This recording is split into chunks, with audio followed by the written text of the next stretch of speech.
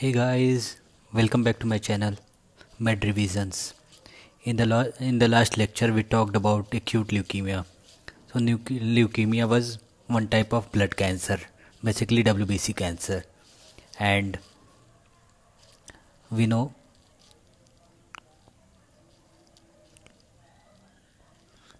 there was two kind of leukemia. Acute leukemia, it is acute because the onset of the symptom is abrupt or very quickly, or there was chronic leukemia. Within this acute, there was ALL and there was AML, depending upon the type of immature cell. If it is lymphoblastic cell, it is ALL. If it is myeloblastic, it is AML. So, in the last lecture we studied about ALL, which was the neoplastic proliferation of lymphoblastic cell, which is immature cell. So let's learn in very basic manner. So for understanding this topic, we need to understand what is a normal hematopoietic process, how there is formation of blood cells, which is known as hematopoiesis.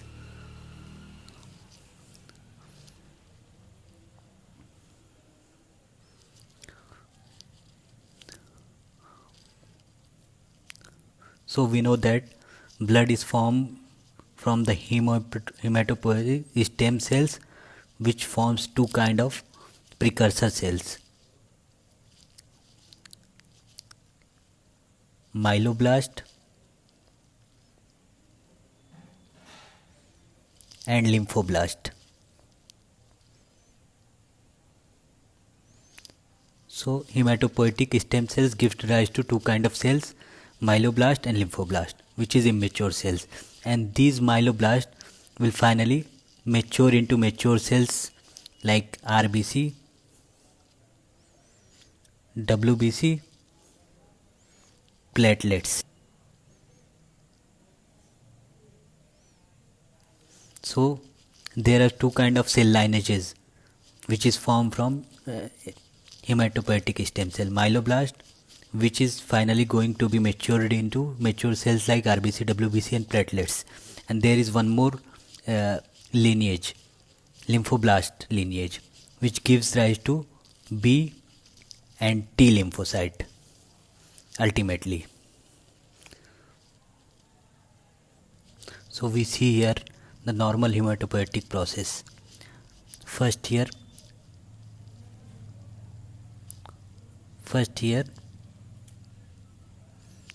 hematopoietic stem cells give rise to two kind of cell lineages, which is myeloid progenitor and lymphoid progenitor, and this gives rise to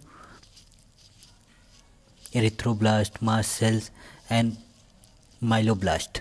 And myeloblast is going to mature into basophil, eosinophil, neutrophil and monocytes.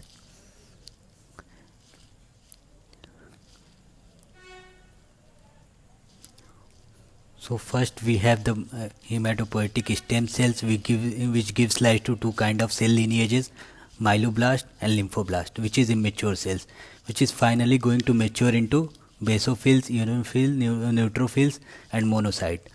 These kind of cells are formed from myeloblastic lineage. And on the other side, if we talk about lymphoblast lineage, it forms B lymphocyte and T lymphocyte. So what happens in the AML, acute myeloblastic leukemia, there is proliferation of myeloblast cells. These cells, myeloblast cells, what happens, normally the myeloblast is maturing into basophil, eosinophil, neutrophils and monocyte, which was mature cells. But in the AML, this myeloblast cannot mature into these mature cells, basophils, eosinophil, neutrophils and monocyte. what happens, because it cannot mature into mm, these kind of cells, then myeloblast start accumulating, and if the number increases greater than 20%, if the number increases greater than 20%, then we say it is acute myeloblastic leukemia. What happens normally when the cell was maturing into basophil, eosinophil, neutrophils and monocyte, but in AML this myeloblast is not maturing into basophils, eosinophils, neutrophils and monocytes. So because of that, myeloblasts start accumulating in the cells, and when the number increases greater than 20%, we call it is acute myeloblastic leukemia. So we have seen that in the AML, the myeloblast cells are accumulating within the bone marrow,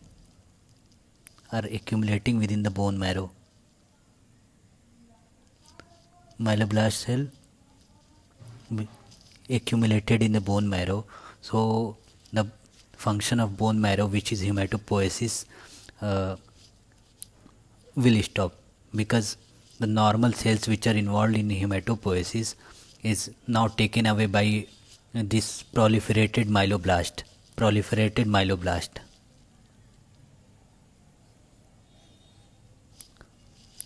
So in early stage of AML,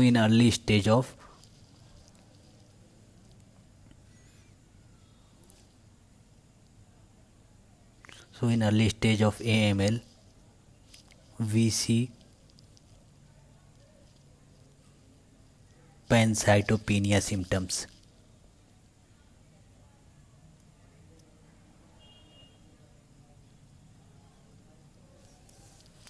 What happens? There is excessive proliferation of myeloblast which stop the hematopoiesis. So in the early stage we experience symptoms of pancytopenia.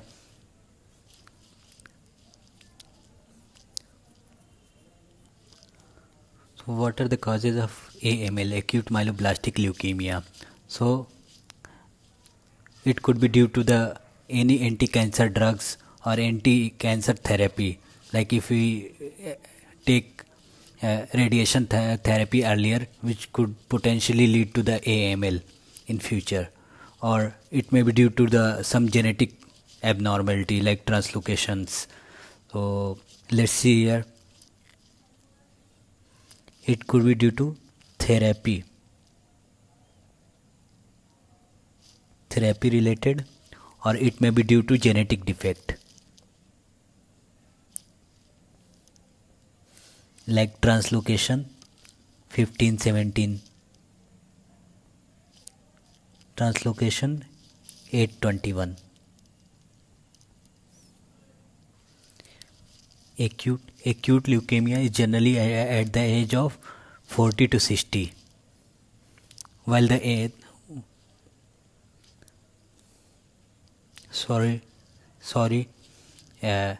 myeloblastic leukemia is at the age of 40 to 60, while we have seen in the ALL, acute lymphoblastic leukemia, which was particularly between the age of 1 to 10, but here in AML the age is between 14 to 60.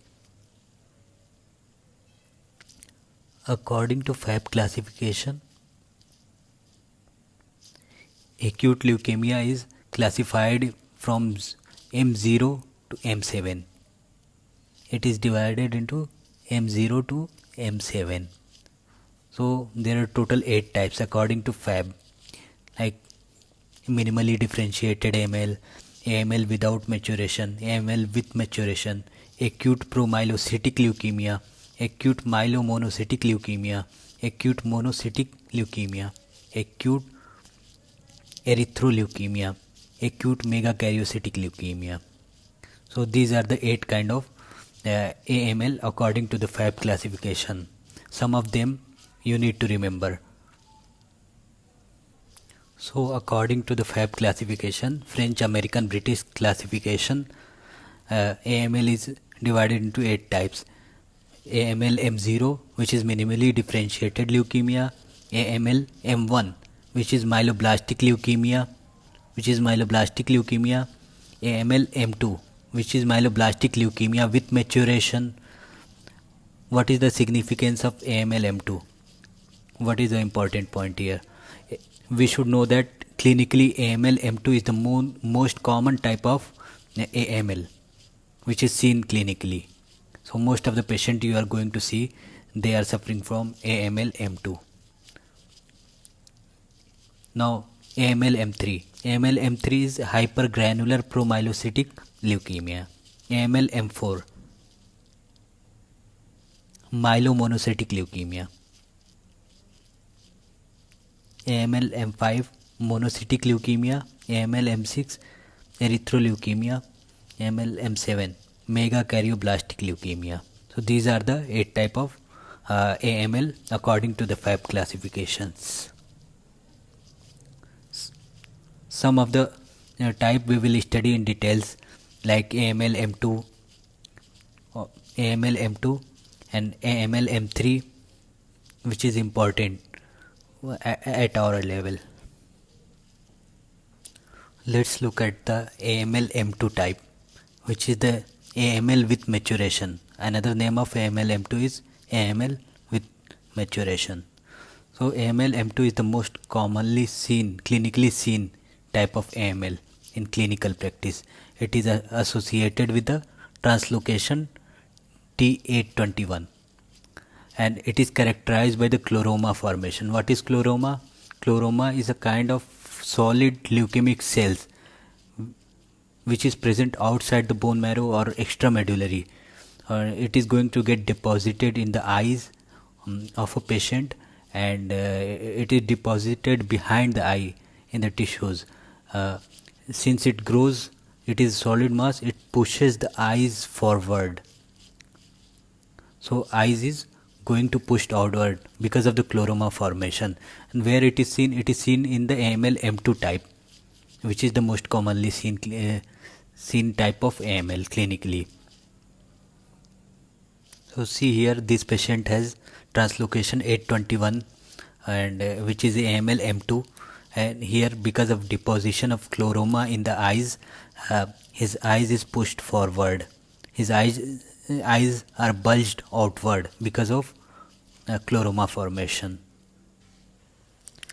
Next type is AML M3, which is acute promyelocytic leukemia, which is one of the most important topic for today's class.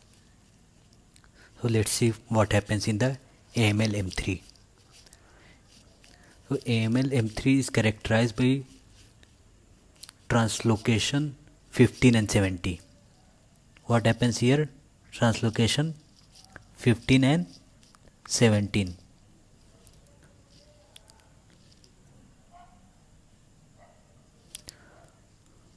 So what happens in the translocation 15 and 17?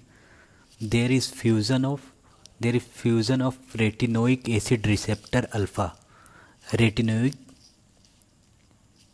acid receptor alpha gene, which is on 17th chromosome, with the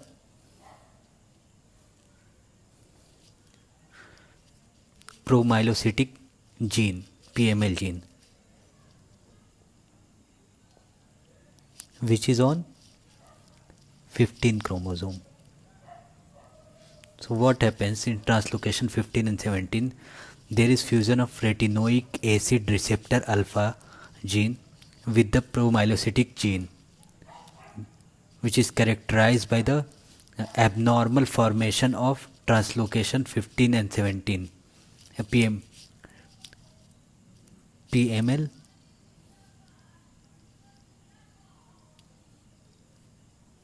which is characterized by formation of PML RAR gene.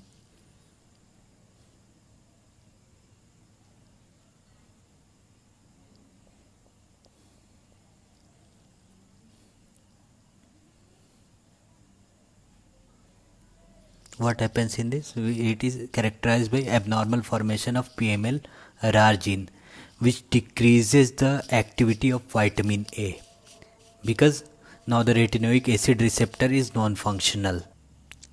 So we see in the AML M3 there is abnormal formation of PML large in which is translocation 15 and 17. Translocation 15 and 17, which causes the dysfunctional retinoic acid receptor. Because of that, the activity of the vitamin A is decreased. This translocation decreases the activity of vitamin A.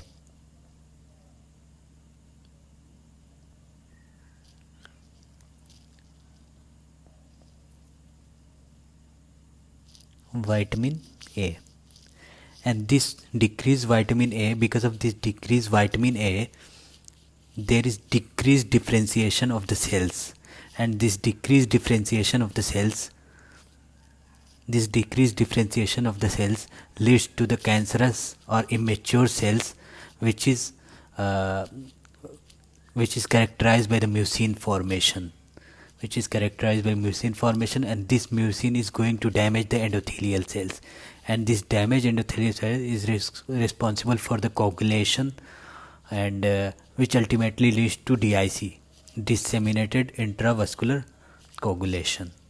So what happens? This translocation decreases the vitamin A activity, which decreases differentiation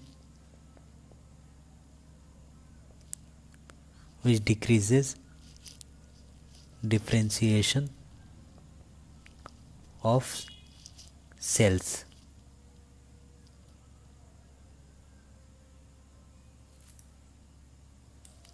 which leads to immature cells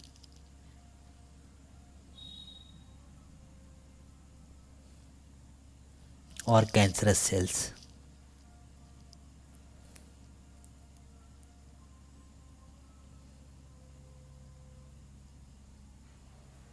Immature or cancer cells characterized by mucin formation. And what this mucin is going to do, this is going to damage the endothelial cells of the blood vessels, and when the endothelial cells will damage, they will start coagulation factor will be activated, and this will ultimately lead to DIC.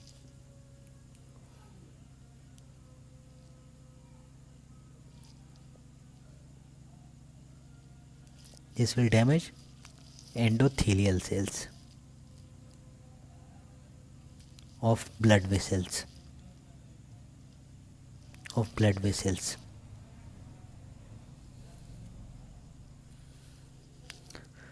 which is responsible for causing DIC, disseminated intravascular coagulation. So what's the main problem in acute AML M3? There is translocation 15 and 70, which decreases the activity of vitamin A, and this decreased vitamin A is going to decrease the differentiation of cells, and this decreased differentiated cells is going to be accumulating cancerous cells, and which is characterized by formation of mucins, and this mucin will damage the endothelial cells of blood vessels, which is going to activate the coagulation factor, which will ultimately lead to DIC. So we know that in the AML M3, the ultimate manifestation is going to be something like DIC. And since we know that here main problem is due to the vitamin A, decreased activity of vitamin A. So if we give the therapy like vitamin A therapy, then we can manage. So if we give the therapy like vitamin A, then we can manage the patient. So here we see that here main problem of the AML M3 is due to decreased vitamin A activity.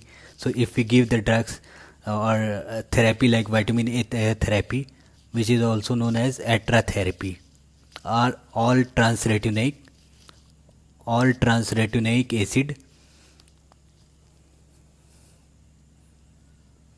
ATRA therapy, all transretinoic acid therapy. So this kind of patient can be managed. So next type of AML, which is AML M5, we will discuss. It is characterized by the gums hypertrophy. What happens in the AML M5? Gums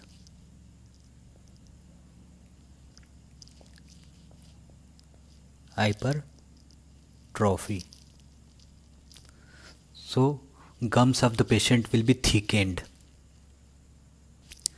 So see this patient. This patient is suffering from the AML M5. Here we see his gums are thickened, which is known as gums hypertrophy, which is seen in the patient of AML M5. Till now we studied about FAB classification, which was AML M0 to AML M7, where we see AML M2, AML M5, AML M3, this kind of in detail, this kind of AML in detail. But now we will study about WHO classification. There are two classifications: FAB classification, AML M0 to M7, and another one is WHO classification. In the WHO classification, there are 4 types. One, AML with genetic defect. AML with genetic defect. So in the genetic defect, like we seen earlier, AML with genetic defect like translocation 1517, translocation 821, this kind of genetic defect will be seen in AML with genetic defect. And second type is AML not otherwise specified. And third type is AML with myelodysplastic syndrome. Third type is AML with myelodysplastic syndrome. And the fourth type is AML with therapy related. If we took radiation therapy or anti-cancerous drugs earlier, which could potentially lead to the AML in future, that kind of AML cancers will be under the fourth classification, 4 types, AML with therapy related. And it is important to know that one with therapy related, like you took radiation therapy earlier and which is going to develop into AML cancers later, it has the worst prognosis. So AML with therapy related has the worst prognosis, while the AML with genetic defect like translocation 1517 or translocation 821 has the good prognosis. So if a patient comes to you with genetic defect, how would be the prognosis? So we know that AML with genetic defect has a good prognosis. And if a patient comes to you and gives a history like he had some cancers earlier but he took radiation therapy, and that radiation therapy after 2 to 8 years later is developing into AML, so that will be AML with therapy related, so the prognosis will be worse in this case. So it is important point to remember. So according to WHO, there are 4 classification: AML with genetic defect, AML not otherwise specified, AML with MDS, AML with therapy related. So let's see what kind of clinical features will be seen in the patient of AML, acute myelodysplastic leukemia. So in the early stages, the patient experiences symptoms of pancytopenia, which is because the myeloblastic cells are excessively proliferated, which inhibit the process of hematopoiesis. So there will be pancytopenia early stage, and a patient with AML M2, there is formation of scleroma, which is due to the translocation 821, and because of deposition of scleroma tissue retroorbital, which pushes the eyes forward, which is known as proptosis. So AML M2 patient has eyes are pushed forward. And in patient with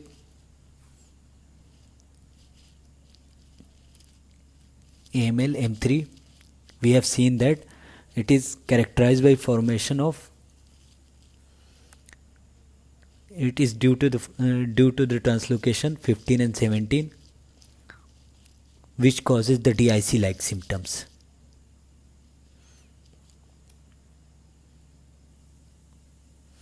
In patient with AML M5,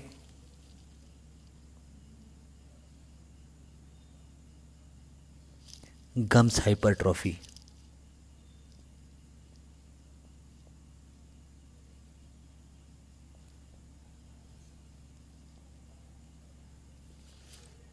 So pancytopenia, symptoms like chloroma formation, DIC, gums hypertrophy, these kind of clinical features will be seen in the patient with AML. So if the patient comes with above symptoms like pancytopenia, chloroma formation, and DIC or gums hypertrophy, we will suspect, we will first go for the bone marrow examination, and there we will see that there is myeloblast cells is greater than 20%. So bone diagnosis,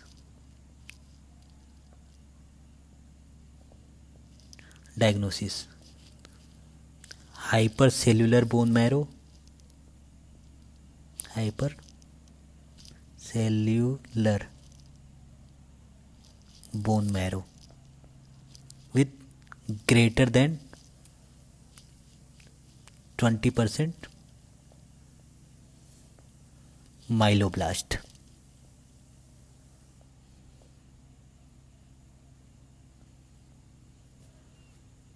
Let's recall what we learned in the ALL. In ALL, it was hypercellular bone marrow and 20% which cell, myeloblast or lymphoblast. In the ALL, it was lymphoblast. But in AML, which is our topic for today, the cells will be myeloblast. Please remember this. It will be greater than 20%. Then we will make the diagnosis of AML. It is important to know the morphology of myeloblast because we have to see that morphology. We have to distinguish between myeloblast, if it is myeloblast, and lymphoblast. So what happens in myeloblast?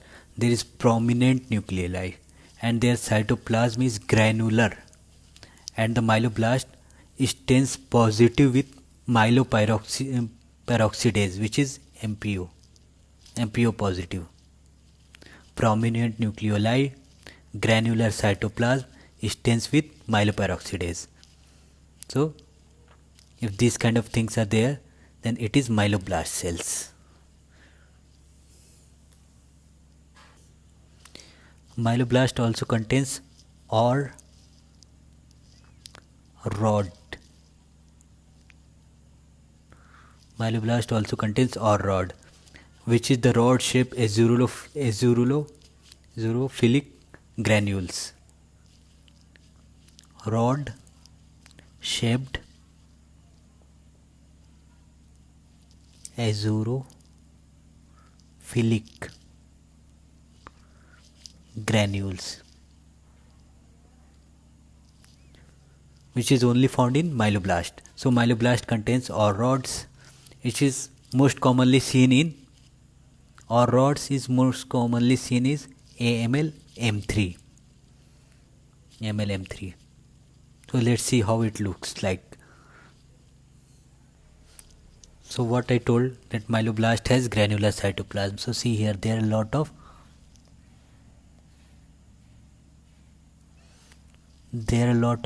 granules in the cytoplasm. This lot of granules in their cytoplasm. So myeloblast has granules, it has prominent nucleoli, and there are OR rods. See here, this is OR rod. OR rods are like this rod shape. This. So it is myeloblast. How we know it is myeloblast?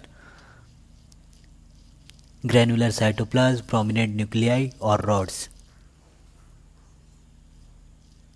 So let's revise what we learned in this lecture. So there was proliferation of myeloblast cells which inhibit the hematopoiesis.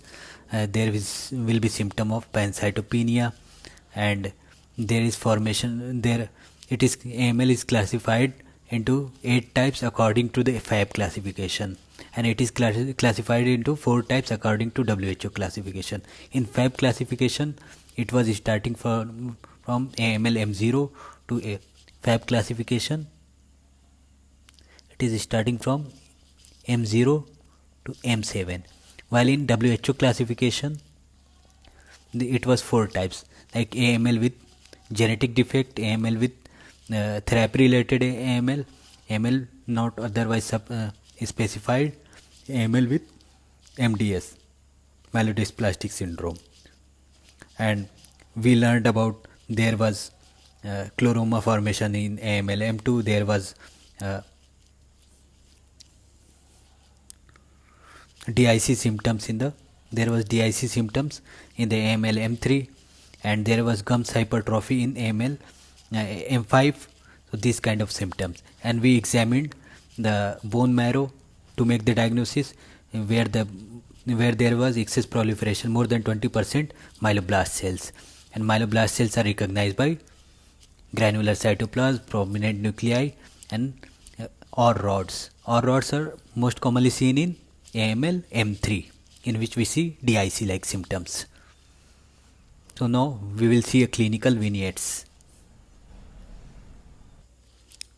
So if a patient comes to you with history of bleeding, and you go for something like blood examination, which reveals decreased platelet, increased prothrombin time, and if you do bone marrow examination, shows cells which has OR rods, which stains with myeloperoxidase, and study shows translocation 15-17. What do you think? Symptoms like bleeding, increased prothrombin time,